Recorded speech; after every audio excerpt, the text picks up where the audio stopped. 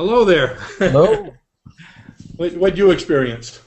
At the very beginning, I found myself in the woods, lots and lots of trees around me. It was just like looking up, through a canopy almost. I think I was on a trail, just a real rudimentary trail by myself.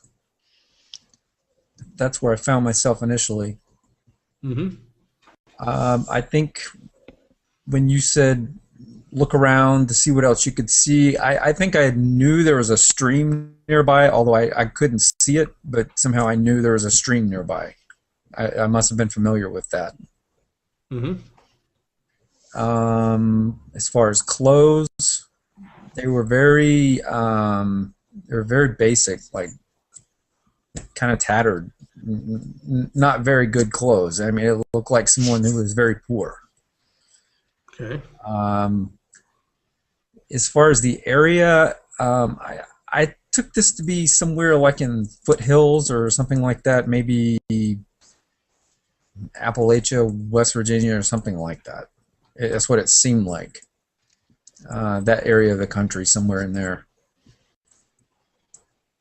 Um, then let's see, when you asked us to move forward, I moved ahead um, a few years. oh, as far as age, I felt it felt like I was young, maybe 20s, somewhere in the 20s.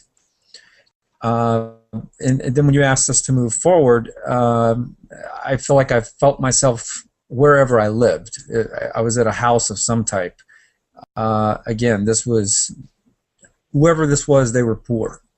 Hmm. It was a small house, dirty white. I remember a front porch that was sitting like on cement blocks. It wasn't constructed all that well. Uh, I remember chickens running around in the yard, a well, and you asked us who else would have been there. I probably, she wasn't where I could see her, but I just felt like there was a mother figure or somebody inside the house that I was familiar with. Hmm. Um, and I pictured her with gray hair kind of pulled back into a ball in the back of her head. Um, I think that's all I remember about the house itself. Uh, as far as you asked about a name, Richard kept coming to mind. I don't know where that came from, but that was the name that came up for me. Okay. I assume that's a first name. Um, I'm kind of going off my notes over here. As far as the death scene, when I got to that, I felt like I was back in the woods somewhere, but I was like on a rocky cliff overlooking that stream that I mentioned earlier. And for some reason, I was standing up with my back to the edge, and I fell off.